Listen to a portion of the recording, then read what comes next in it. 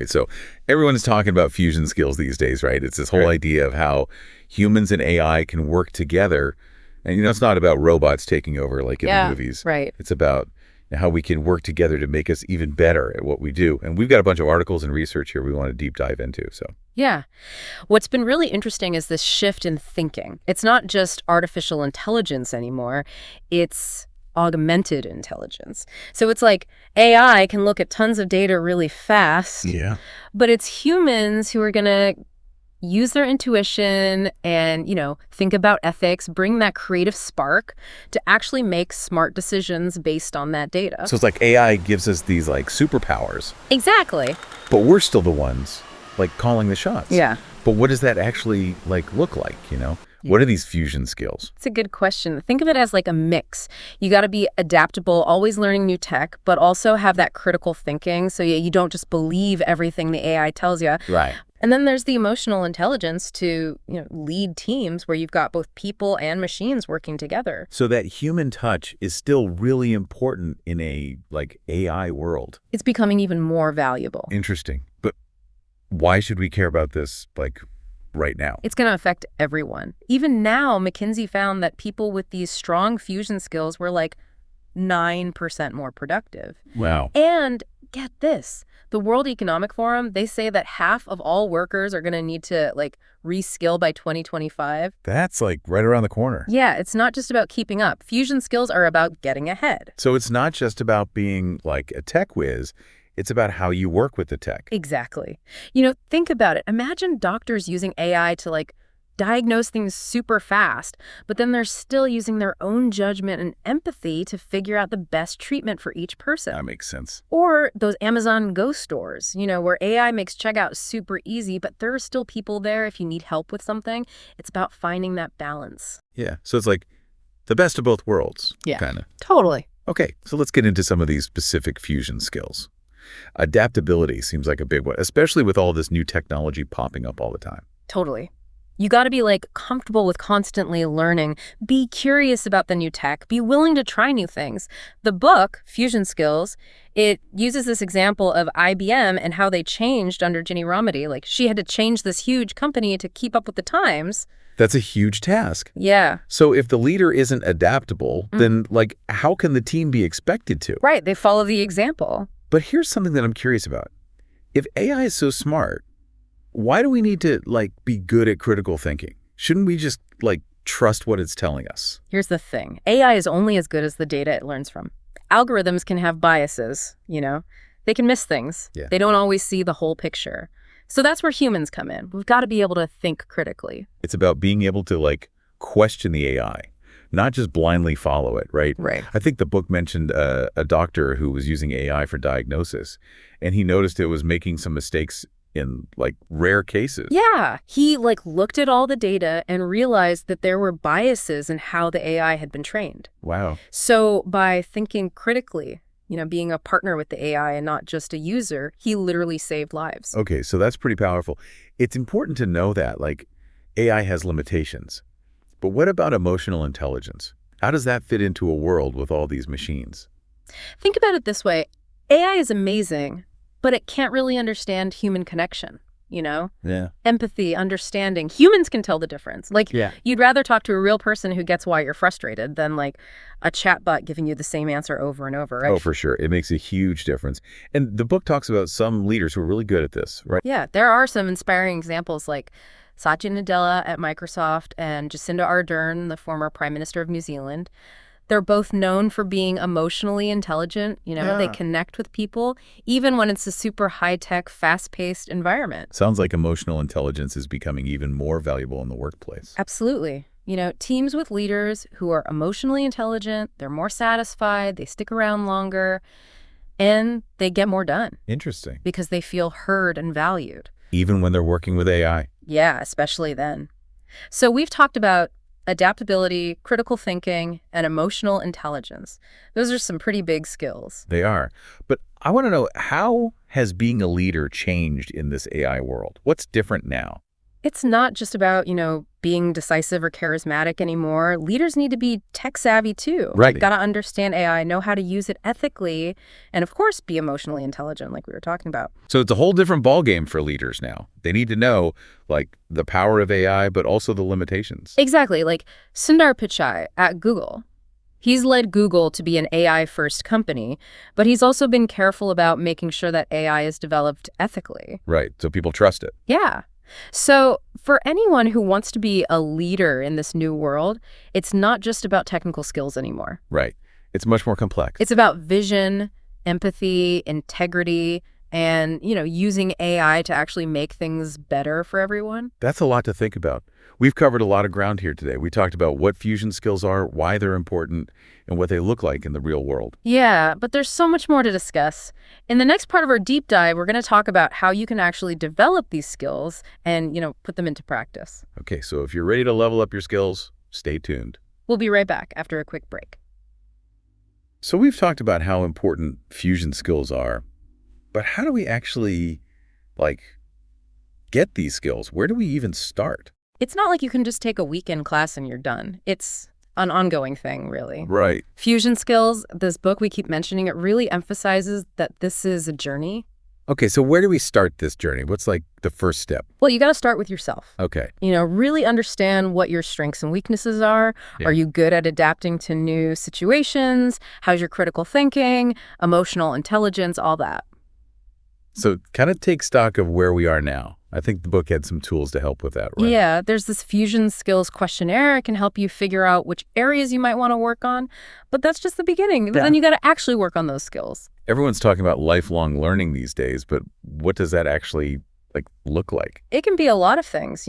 Online courses. There's Coursera, EDX, workshops, conferences, even just keeping up with the latest news and research in your field. Yeah. The point is to just keep learning and growing. Always. So it's about being curious, wanting to learn new things. Exactly. And don't forget about mentors. Oh, yeah, mentors. Yeah. Those people who've been there and done that. Exactly. Find someone who embodies these fusion skills. Yeah. They can give you advice, share their experiences, and try to find someone who's comfortable in both the tech world and those more human-centered environments. It's you want the best of both worlds in a mentor. Exactly. You want to learn how to balance both sides. Makes sense. But it's not enough to just learn about these skills, right? We have to actually use them. Exactly. Fusion skills suggests getting involved with teams that have people from different fields. It'll expose you to different ways of thinking, challenge you, and make you more adaptable. So working with people from different departments, different backgrounds. Exactly. And try to find opportunities to actually solve real problems using AI. Combine those AI tools with your own insights. So don't just read about AI, use it. Yeah, think about a marketing team. They use AI to understand customer data, but then they use their creativity and what they know about people to make a really effective campaign. So they're taking the power of AI and making it more human. Exactly. That's fusion skills in action. But all of this sounds kind of intimidating. What if we mess up? It's okay to mess up. Practice makes perfect, right? Right. Failure is just part of the process. The more you use these skills, the better you'll get at them. So be brave. Try new things. Exactly. But it's not just about the practical stuff. You need to develop the right mindset, too. We hear a lot about mindset these days. What does that mean for fusion skills specifically? It means believing that you can always learn and grow. Your abilities aren't set in stone. Yeah. See challenges as opportunities, not roadblocks. So instead of saying I'm not good at technology, I should say I'm learning about technology. Exactly. Focus on the process, not just the outcome. Interesting. That's a really subtle shift, but it feels important. So how do we cultivate this growth mindset? Yeah. The book has a few suggestions, welcome feedback, even if it's not what you want to hear. See it as a chance to learn. And celebrate your wins, even the little ones. So it's those small wins that add up to the big victories. Exactly. Okay, this is all super helpful. I'm feeling a lot more prepared to tackle this fusion skills thing now. Good. But I'm curious to see how all this works in the real world. What are some examples of people using these skills to make a difference? The book is full of really interesting case studies. One that stood out to me was about this doctor, Dr. Lisa Sanders. She's a top diagnostician at Yale. Oh, wow. She noticed that this AI tool they were using was making mistakes when diagnosing rare diseases. That's kind of scary, honestly. It is. But instead of just giving up on the AI, she used her critical thinking skills to figure out what was going on. She realized that the data they used to train the AI was biased. So the AI was limited by the information it had? Right, but here's the thing. She used her medical knowledge and her understanding of AI to fix those biases. Wow, so she made the AI better by using her human intelligence. That's pretty amazing. It really shows how powerful it can be when you combine human expertise with AI. And there are tons of other examples, like those Amazon Go stores we talked about earlier. The ones without cashiers, they feel so futuristic. I know, right?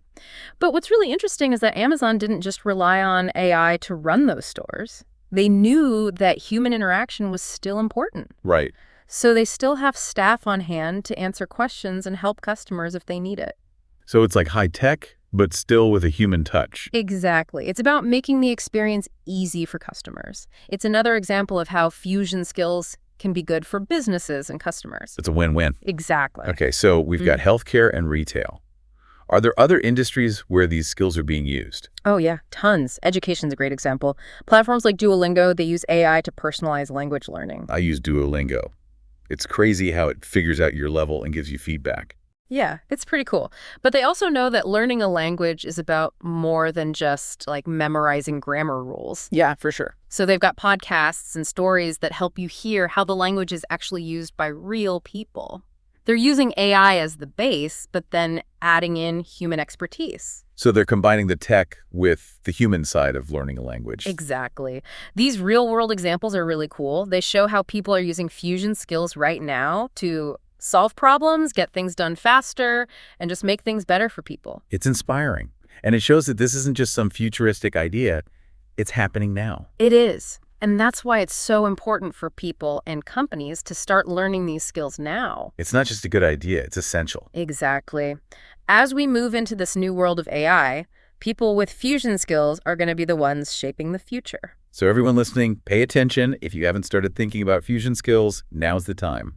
And the good news is, it's something anyone can do. No matter what your background is, there's always room to learn and grow. So it's about like unlocking our potential, not just as individuals, but as a society. Exactly. These skills aren't just about keeping up with the job market. They're about creating the kind of future we want.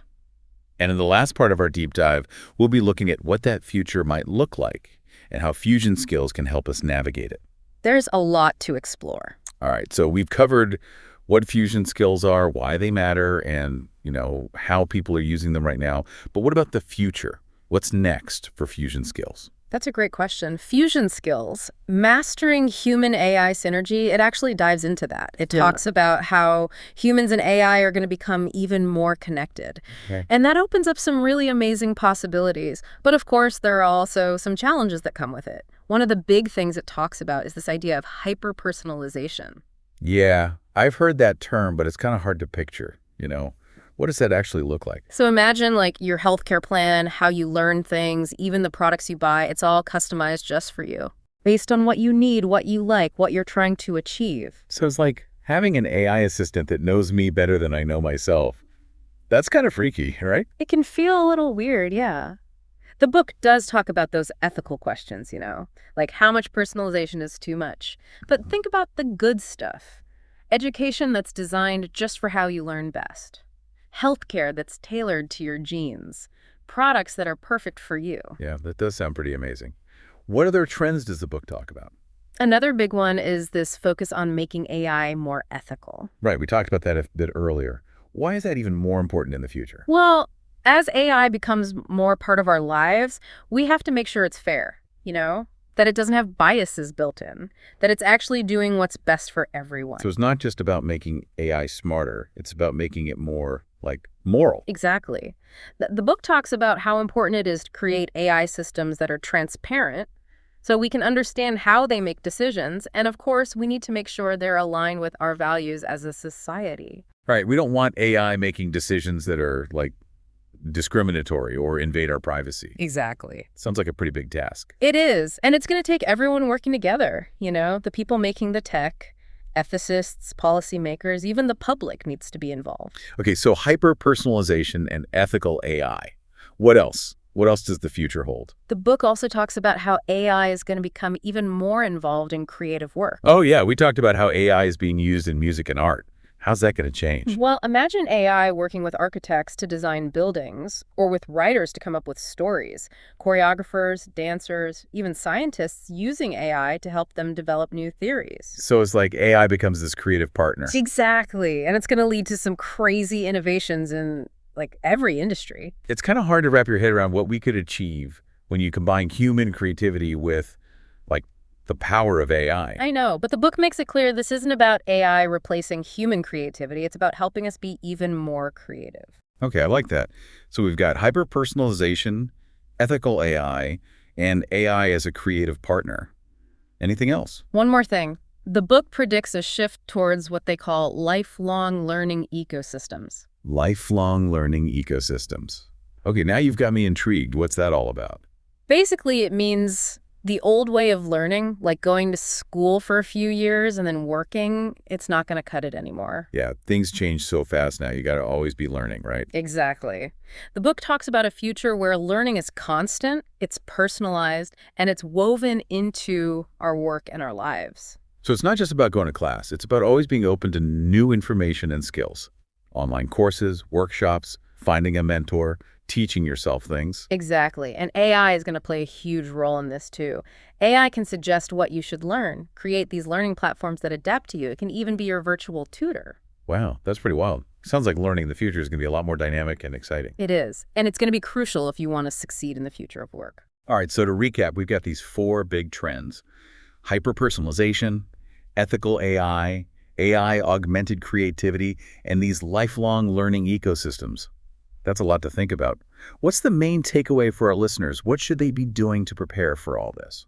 The book actually gives some really solid advice. Have a growth mindset, keep up with what's happening with AI, and work on those core fusion skills: adaptability, critical thinking, emotional intelligence, creativity.